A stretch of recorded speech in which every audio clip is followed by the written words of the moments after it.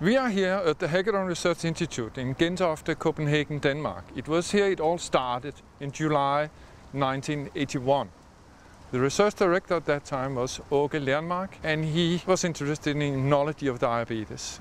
Here we have done the first fusions with the BB rat, and here IC2, the IC2 clone, was discovered in July 1981. This year, 2012, the IC2 monoclonal antibody turned 30 years old, and we are here at the Malmö Almene Sygehus Clinical Research Center to ask Åke Lernmark how it all started. Was the BB rat choice, which we were doing together, the right animal model to use in the beginning of the 80s for creating monoclonal antibodies? At the time, it was quite clear that type 1 diabetes was associated with autoantibodies directed against the beta cells in the pancreatic islets.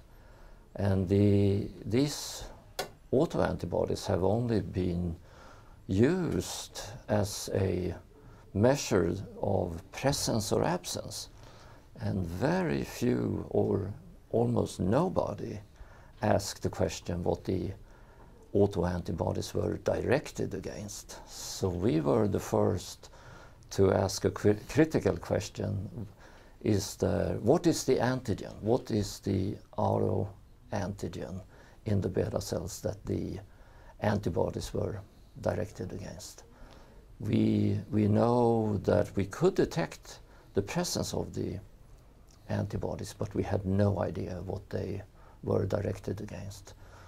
So in the beginning of the 80s, we of course had all learned the technology of monoclonal antibodies because it was widespread. And when I left the University of Chicago, we had already begun the work because there was an investigator who had worked with Cesar Milstein.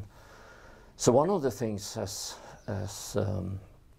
I was starting up the work at the Hackathon was to try to develop monoclonal antibodies to beta cell antigens. So we had two aspects then. One was the human newly diagnosed diabetic patient.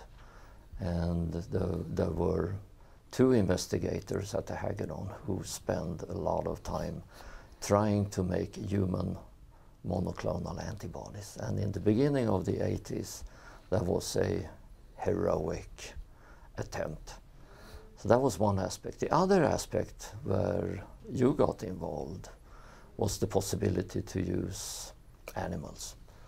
And at the time in the 1980, it was not possible to get the NOD mouse to Europe. So I decided that we should work with the BB rat because it was accessible. And the BB rat had many features of type 1 diabetes. And in retrospect, you would say, well, that was a stupid decision because the monoclonal antibody technique was, of course, developed for the mouse, not for the rat. Mm-hmm. And at the time that you came in as a project leader, then it was possible for you to start working with the rat instead of the mouse. At the time, the BB rat was, I think, the right choice because we had obtained the BB rat from the Banting and Best Institute in Toronto, and it was an outbred line.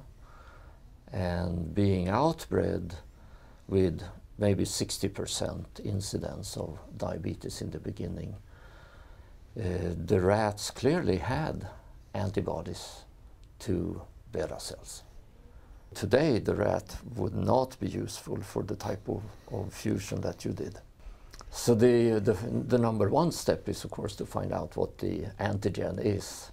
And I think what really needs to be done is to utilize the genetic information that the sequence of the monoclonal antibody should be used for site-directed mutagenesis, there is so much information about how to change the primary amino acid sequence that perhaps you could improve the binding to the autoantigen and in that way really establish what is it that the IC2 clone is looking at, and maybe enhance the binding, because the utility of a surface antibody is manifold.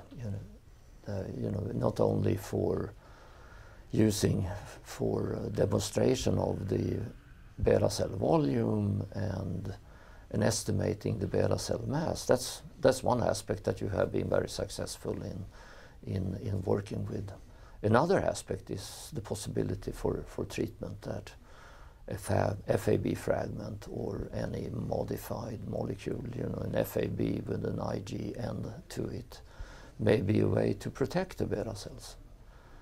And so I think those are avenues that needs to be explored. Sure. And those avenues, I think, for a preclinical model, then the current BB rats which are available would be perfect, because the BB rat, as opposed to the NOD mouse, has a very rapid onset, and 100% of the animals develop diabetes now between 50 and 65 days of age. And you don't have to wait that long, and treatment effects are very clear. Either you protect them or you don't. So I think that's going to be a utility for this surface antibody.